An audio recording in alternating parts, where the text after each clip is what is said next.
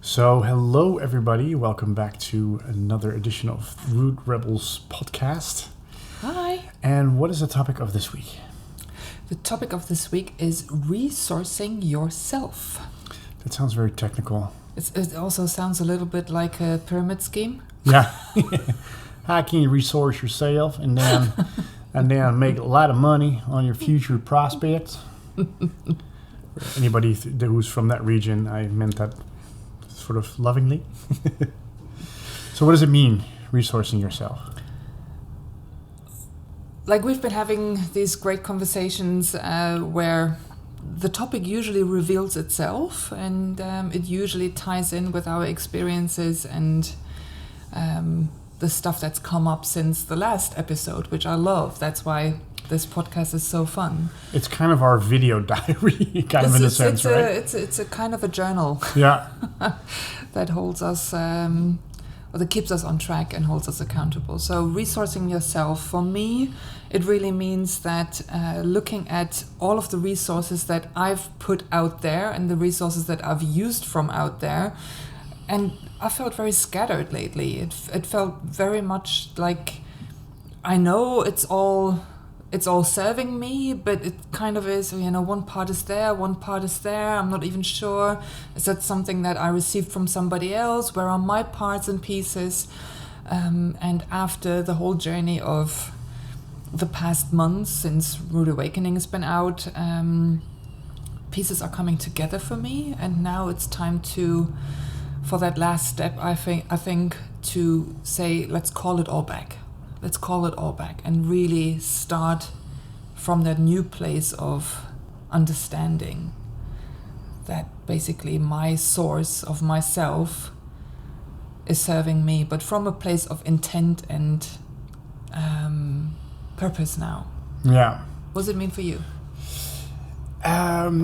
Yeah, similar. I mean, in my own experience, the last weeks where a lot of I've experienced the same, like a lot of scattered and distractions and a lot of I called it like having a really hard time staying in the present. And then when I have the opportunity to stay in the present, to feel and to really take stock of where I am or to ground myself, then I sit on my phone and I do stupid shit. So it's like I started following that track, like, okay, so I'm complaining I don't have time for myself, and I do have time for myself. I'm not really feeling, so I'm trying to not feel on purpose. There is a what do you call it? A deliberate ignoration going on of feeling, and so what am I afraid of is just feeling unpleasant feelings, and ultimately I traced it back for myself to what happens if I stop and I feel and I turn my phone off and I really sort of sit with it. Then I'm in the now, then I'm present. And when I'm present, a lot of new ideas can form and a lot of old ideas can actually come home. A lot of old, habits that I was having or fears. But it almost feels, if I'm in the present, the other shoe is going to drop. It's still that imposter syndrome kind of thing.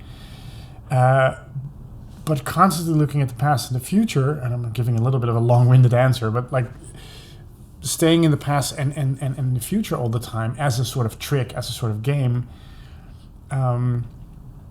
it's almost keeping the game alive of, but the source is outside of me and I'm a victim to it and this is done to me and people don't understand me. And of course we had a lot of this stuff going on when we were making Rude Awakening, where we really dived into our own, neuroses and power games and victim mode. But it's not just for the movie, but also in our entire life. Like I played this game of being a victim and, oh my God, the evil world out there. But I really can't sell it to myself anymore in any shape or form. So for me, and bear with me, people, for me, this will make sense. Yeah, for me, resourcing myself is taking those pieces. I'm better than other people. I'm worse than other people. I need other people for this and that and that. And it's really coming back to the source of me, that I don't need anybody else. but I do need to take my time to feel where I'm coming from, what my core resource is, and what inspires me.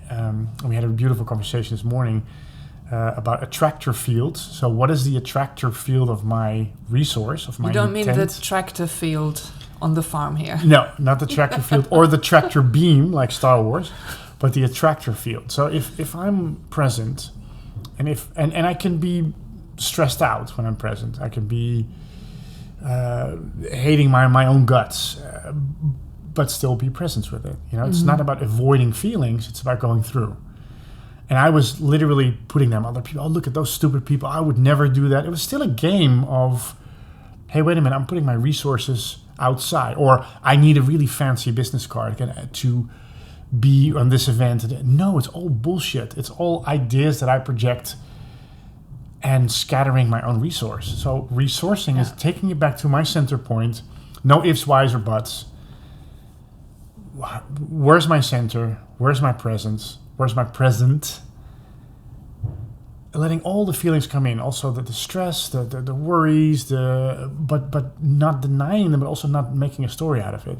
Just go through, breathe through, and then take an action out of it to, that's hopefully inspired.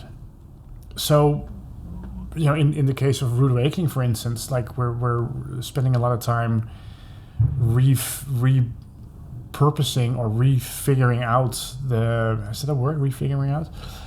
It is now. Re-looking at what is the passion, what is the fun, what was the joy for a lot of people to experience this movie. What was the intent making? What was the original intent? Yeah. And there was a lot of, over the years, a lot of resources that we've put out of ourselves or that we kept to ourselves where we should have been open and asked people for, this is where my expertise stops and we need help. But it's we were stubborn and we were, we know it better and people don't really see us no, it's not really true. Well, so it's just a protection, right? Also just a way of coping. Of course. I think. Yeah, and in a way to protect the movie a little bit, but we took it way too far. And so it's again, the film or making the film is a great example in my personal life now also to resource it. What was the initial intent? Go back to it without needing anybody else to get you to that place. And then with that new, almost invigorated inspiration, go out. And knowing that I can do a lot of things myself, I thought I need other people for. But then it's also the responsibility, and we talked about previous podcasts about action, is going out there, saying what you're going to do, communicate your intent and your actions, asking for help where your expertise stops or where you just don't feel passionate. So I can do it. That doesn't mean I should do it because my passion is a real magnet. That's a real attractor field. Yeah. When I need to do finance stuff, which I can do, I'm very pragmatic, but I hate that shit. So why not outsource it to somebody who actually loves numbers, who loves crunching numbers?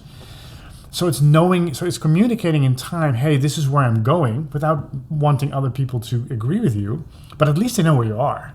Instead of keeping it all in or blaming other people, oh, nobody gets me. So I think... So just to wrap it up, that whole game of me versus the outside, that's completely falling apart in a good way.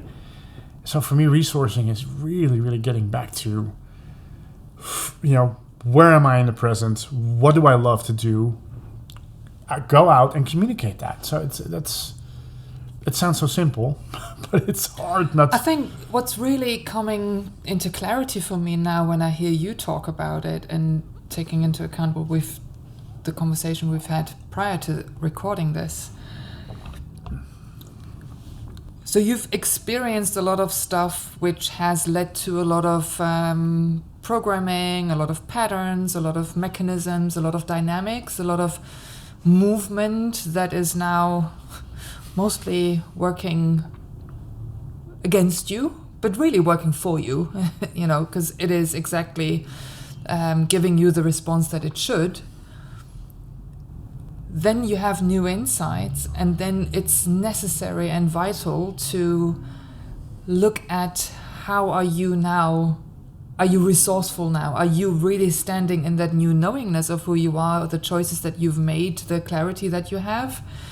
And mostly that answer is, okay, now there's a discrepancy. But nobody wants to go near a functioning system. That's why it's so difficult to change the school system. It's so difficult to change anything that's like running. Well, because it's working. It's shitty, but it's not really working. At least we can sort of plan because it for gives us old references, a system that was created in the past out of a different necessity was right at the time, but at some point, if you've changed your awareness, you need to revisit it, you need to resource it, you need to recalibrate and realign. And that's also the whole, I'm into astrology lately a little bit, just reading into how all of that clicks into our everyday life. The retrogrades. That's why they fuck so much with us, because you just go like, oh, but I've been there before. Yeah, and now revisit it and have a look, is that still true? Is that still me? And then, of course, changes are scary. And especially if you've been on the journey of self-discovery, maybe self-rediscovery, I'm now putting the re into everything. You will have to go back and kind of clean up what isn't true anymore. Well, and I love what you just said. Like, you have to give yourself a chance or a practice. And all the cows in the back pasture are going berserk. So we must. They're either booing us or you might have said something profound. We'll leave that to the audience. But no, I love that you revisit it, and it's like training a muscle. You're not. I'll just keep it to myself. I'm not really good at change. I scream it over the rooftops, I'm an advocate for change, and I really want to make big change. I want to experience magic. But my human hates fucking change. Like, horribly.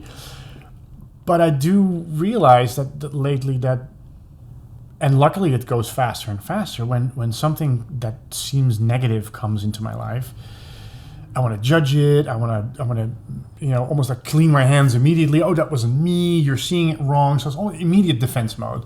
Instead of taking a deep breath, oh, my energy is talking to me. And in a world, a lot is said in spirituality and divinity, like in a world where there's no time and space or judgment or right or wrong, it's just your energy talking back to you. And usually when real change is afoot, it almost sounds like a real change is afoot, like a old 60s. Not fake change. No, exactly, old 60s comic book movie. When real change is coming, usually a lot of that old shit that you really didn't want in your life comes back. But as a symbol or as a sign of you're doing it right, because it comes back to be changed, to be integrated, to be transformed. And we've talked about that in previous episodes. But the human is so looking for, I want to do it right, and has an idea about doing it right, that it misinterprets those signs as it's doing it wrong, and then counter-creates actually what was going really well. It just showed up as that person you didn't want to talk to, or that judgment that came your way that maybe just says, oh, you shouldn't work with that person anymore, or that type of energy in your new choices is not valid anymore. It doesn't mean that the other one is an asshole, because that's usually the second reaction. Oh, they're all stupid and I'm not. No, but that's also a way of separating. That's also a way of defense. They're not stupid. They're just in a different sphere than you. And it just shows that some things are incompatible, or some things need communication, or some things need a different approach. And I think for me, it's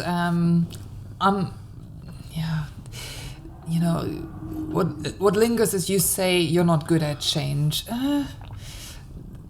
Looking at it from a different perspective for me is I'm not good at letting go what I thought was true. So, I'm a creature of habit. I get very attached to past experiences, people that have been in my life, and I'm finding it a challenge to let those go. So I think I'm embracing change, whereas now I see the choices that I've made are now realigning my reality, and then there's new opportunities coming in. I'm not afraid of those opportunities. I'm afraid of letting go of the stuff that defined me. Oh, that's interesting. So it is, because I know you really embrace change, or you wouldn't have made the changes especially the last months, right? So, but it's interesting. It's an old. So you're saying it's an old identity, in a way. That's. So let me ask you, and you can ask me too. Like, what happens if you let it all go? So all of the things that you think define Sandra. There's some parts that I hold really lightly now. I think it's those parts that are still stuck in trauma, the aspects that were kind of dissociated with being in touch with me. You know, like there were parts, like it's almost like little orphans, little Sandra orphans. You know, that kind of still feel that heart-wrenching desire to be seen, to be heard, to, matter and be acknowledged. So it's, again, reparenting yourself. That's so important to go back to looking at, okay, moving forward, I know I can only move forward in my entirety, but I also know that certain things can't go with me. Yeah. And that refers to the patterns or to the dynamics that I keep reinforcing. Yeah. I watched something this morning where somebody says, how do you know if it's an ideal or if it's real? So we all have this ideal idea of who we are. Mm-hmm. That's the ideal version of me. Yeah. And then when I look at my real version and the habits that I've created that keep reinforcing another version of me that fights the ideal. Yeah. I think really that's what's happening. It's not even so much like a very spiritual talk that we're having here. It's really more about coming to have an honest look at yourself and see, what version are you sparking? What version are you tending to and nurturing? Yeah.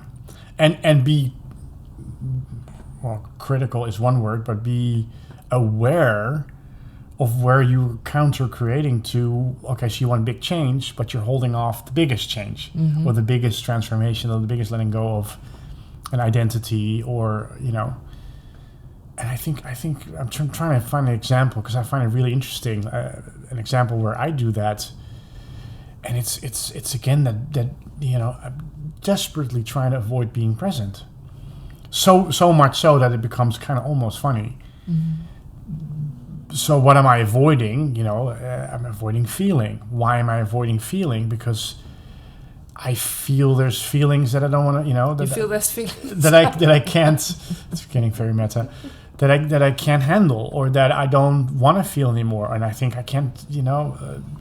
I'm done with this, not this again. But I need to go through those feelings to really make a big change. So it's kind of a conundrum.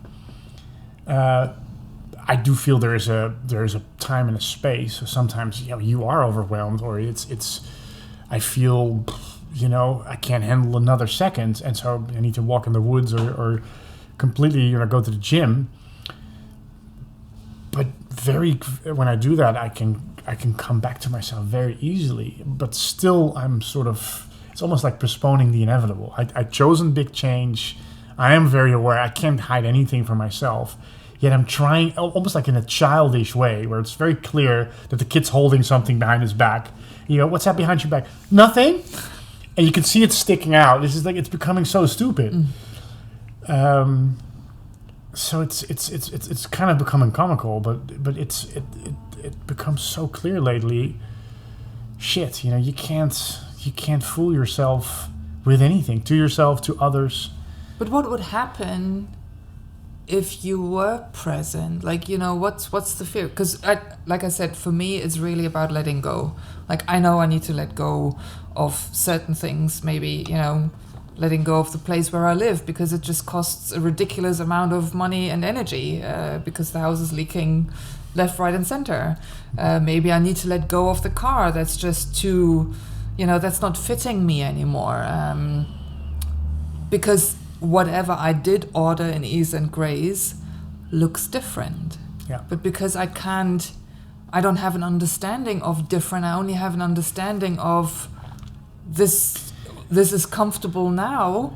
Is that the problem though, that we don't that the human, and I always call the human version or our mental versions, don't recognize it? Is that a problem, that we change is coming, but we don't recognize it as positive? Well, and that's that part that I'm referring to. So in those moments when I'm getting so overwhelmed with the fear or, the lack of trust, basically, the lack of trust that whatever is coming will be better than what I already have, if I'm just willing to let go, I need to put myself in the meta focus. I can't be attached to the details. I need to look at the big picture and see that everything is me. All of my reality, everything that I'm looking at in this room, in my perception, is serving my energy. Yeah. This conversation is serving my energy. I can't say, only when Jonathan says these things, then I'm accepting it. But when you say these things, I'm in denial or I'm in battle. So saying yes to everything that shows up in my perception, in my reality, then letting go of the stuff that really isn't compatible anymore, and making space for something that is. Yeah. But you need to really let it go first. And that is the conundrum. I mean, that's what I'm running into, is that I order big change. It shows up first in what my mind, because it's still sort of looking for the shoe dropping or imposter syndrome or, when is it going to go to shit? Because my whole life has been looking out for attacks because I thought this world was very harsh. And so I'm still looking for that, yet what I need to do to really, and I've ordered change, so it's not that I didn't set a really inspired goal for myself that came from my heart and not my head. But now it's coming in. I can see it in everything. It's coming in very, very fast. But I don't recognize it, and I'm, even if I don't counter create immediately, I immediately want to isolate it as almost like cancer. Like, there's a thing that is a potential danger. Let's pack it in all sorts of defense mechanisms and victimness and why what this was done to me. And luckily I see it very quickly, but it's so boring how quick. It's almost like my own courtroom.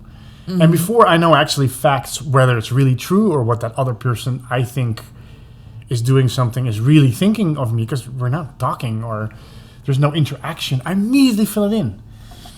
And spend so much energy on trying to know what's happening there instead of going, I ordered big change. I hold it lightly. I'm trying to get as little detail as I possibly can, because real change means it's going to look different, like your car, like your house, so anything that I think looks like the change I had in my head, I need to hold very, very lightly, because in all likelihood it's just the old pattern coming back. Mm-hmm. Yeah. So, but for a lot of the listeners, it is so fucking counterintuitive to trust, it's all my energy. And we love to say this in spiritual meetings and in mantras, and we do meditation, like, it's all me. But then the actual practice, you cannot hide. There is no stone you can hide behind, because it's all you.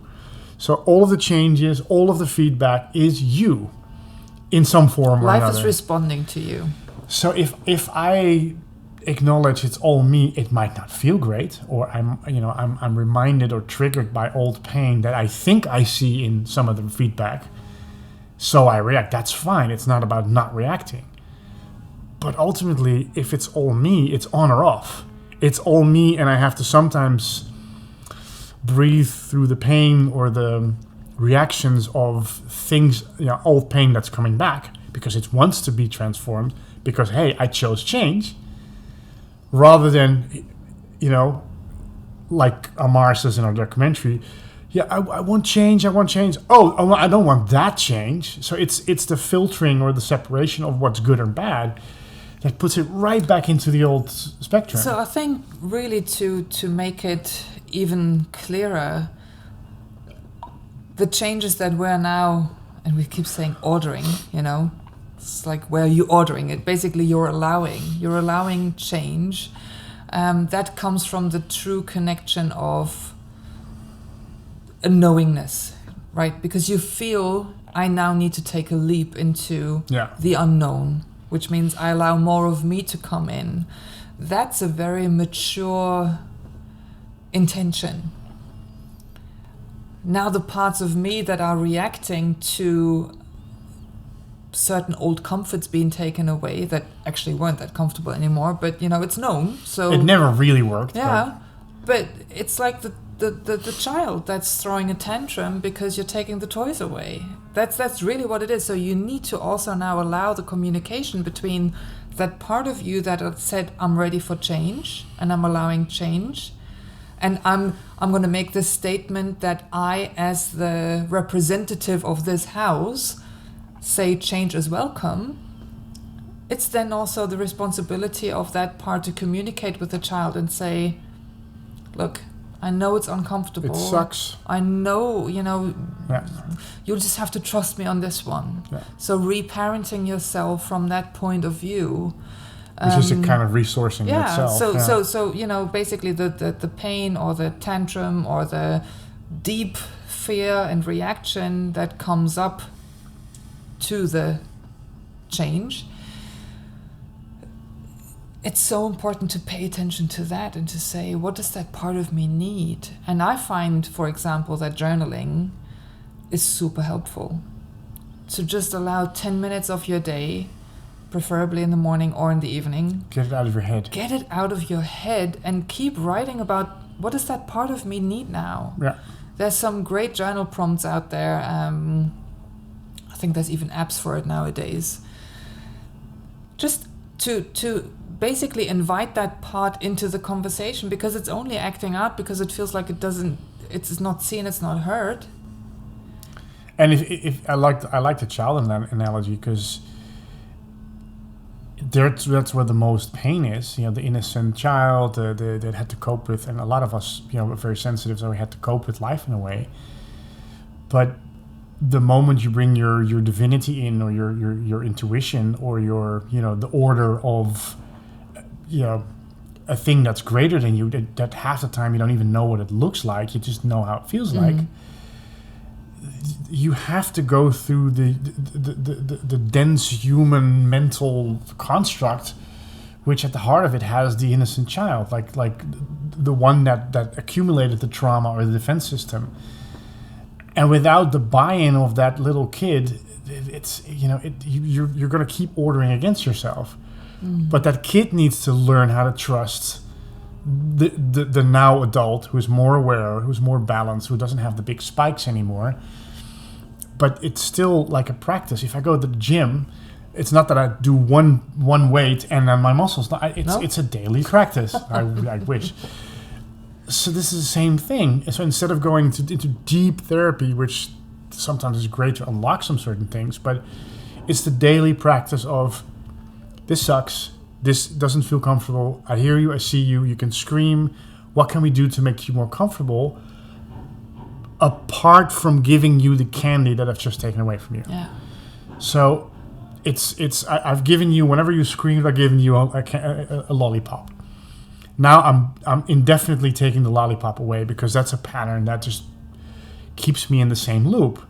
But of course, the kid has a sugar deficiency and is used to a certain, so it's going to go berserk. So I'm not going to give it a lollipop to shut it the fuck up, because I'm right back into the old circus. But I do need to replace it with something. Well, and in that sense, I think it's very literal how, most of us use the sugar rushes, like dopamine. it's like an explosion for the head. Just, oh my God, that's exactly what I need. When really it's the more nurturing sweetness of life that you're really craving. It's not so much the short fix, the quick fix sugar high, but it's the actual nurturing sweetness. I was so amazed because I was just in Portugal for 2 weeks, doing some work. But how did that happen, Jonathan? How can that happen that we're having weekly episodes and now you're back from Portugal? It's magic. It's magic. We're not going to tell that secret. No, but it was funny because I really, and I was working remotely for another project that I'm doing, and of course I have to plan my day a little bit. It's what am I going to do? And it really, that whole thing about not being in the present really came out because you're in a beautiful environment, but you also have to work, so you have to sort of juggle it, and it's kind of vacation, but it's really not because. So that not being in the present became so clear that at a certain point I got enough, and I had a walk, and it's of course a beautiful environment at the sea. And I really said, why am I not taking the time to feel? So it's basically replacing the candy with something I really need. And I had to laugh about myself. Oh, you're really avoiding feeling. Okay, you're in a beautiful space. Have a few breaths. It's almost like a walking meditation. And then I did it, and it was like a resistance of feeling but it feels like I'm giving up. It feels like I'm letting go. It feels like I'm dropping my defenses. So a lot of shit can come in. That was old. I'm much wiser now. It can't escalate the way it used to. And then after 20 minutes of sort of fighting myself, I just sort of went like, oh, fuck it.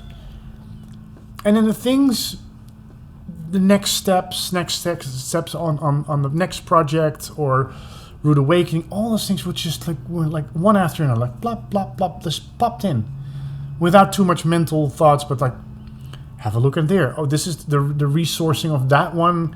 The essence, the attractor field needs to be here. Now you're here. Oh, that essence is you let it go way too much out of yourself.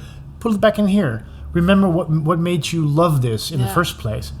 Oh, within 5 minutes. Stuff I've been chewing on for maybe 6 months. By just taking the time to basically hear my human complain and have fears and I don't want to feel this, I don't want to feel this, then laughing about, oh, we don't want to feel this, don't we? No, I don't. It's almost acknowledging the child. It hurts, right? It hurts. It's the child's only thing the child needs to hear. And then going, okay. What are we going to do? You want to make this fun or are we going to fight? Because the child thinks it needs to fight. The child doesn't know there's an alternative, which is presence, inspiration, resourcing, but also resourcing means it's going to be fun again. It's going to be ease and grace. You're doing it from the inside out. You don't need anybody else. You have it in your own power to be joyful about something again. But it doesn't recognize it until you say, hey, let's play with a different toy.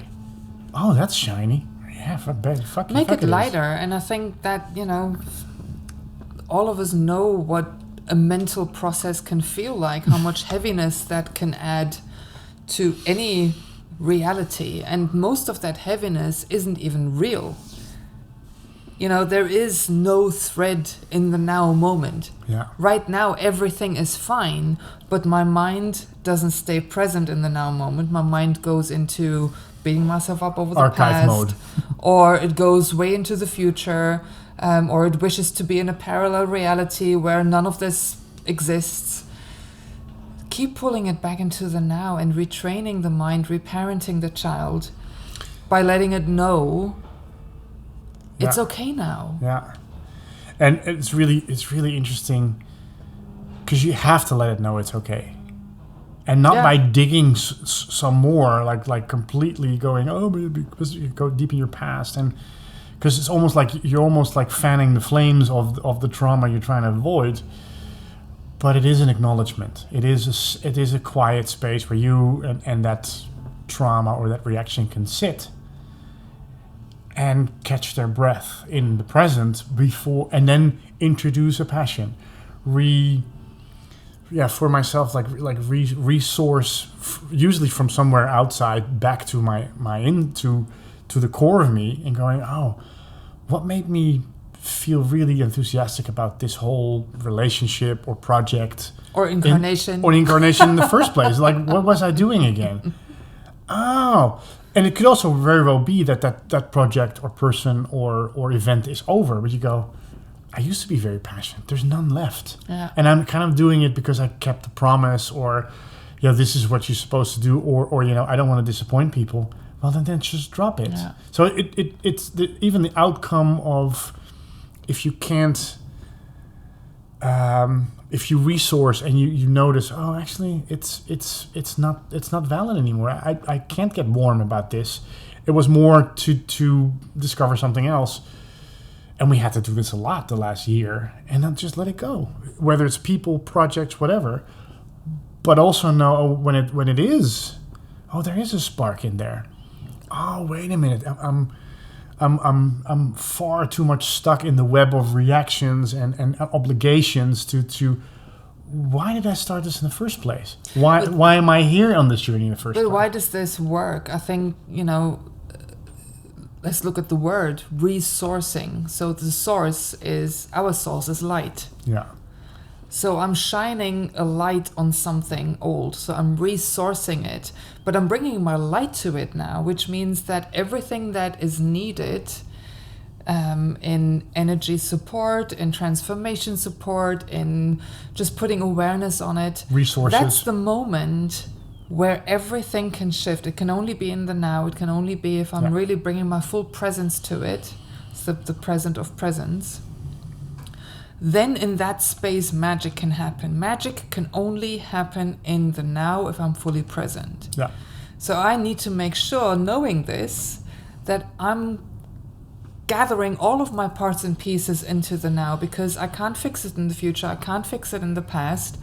But here is an opportunity to now stand in my own light, and therefore allowing it to shift almost by itself. Because, hey, everything's prepared.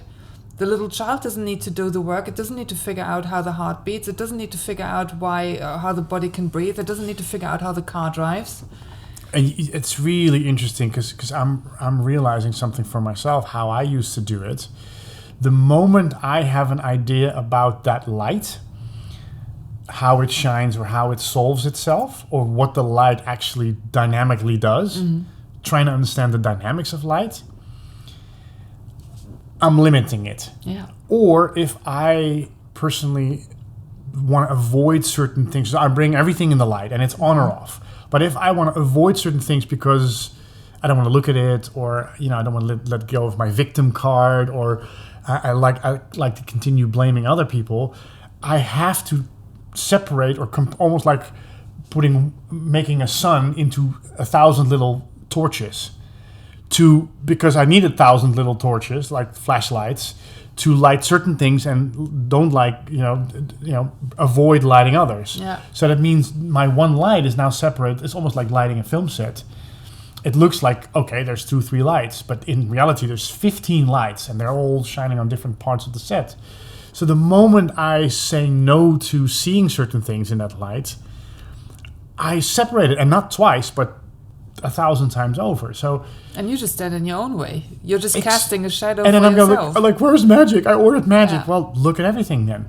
The Yeah. good, the bad, and the ugly. And that's been it's an amazing insight. Yeah. I've never looked at it like, I know that I do that, but I never looked at it like the moment I try to avoid something, I'm separating light and therefore diminishing. I mean, a sun is more powerful than a flashlight. How righteous to think that what parts can go and can transform, and which parts can't or shouldn't or whatever. And that's why it's called magic. Yeah. So get out of your way and let magic, or I like to call it my higher self or my knowingness or intuition, let it do the things that the human can't fathom yet. Yeah. But don't expect the magic that you see on Instagram or around you to match maybe something that's 1,000,000 times more magic, with the only caveat that you can't plan it. And you can't have a definition about it except high level. Because then you're putting it into little flashlights again. I like that analogy. Yeah. Almost begs for like a little video to make that visual. Maybe soon. Yeah, so resourcing your own energy. That's definitely something I know my mind's going to chew on for a while. Yeah. I'll need to fully take that in and maybe journal about it. Yeah, good idea. Yeah.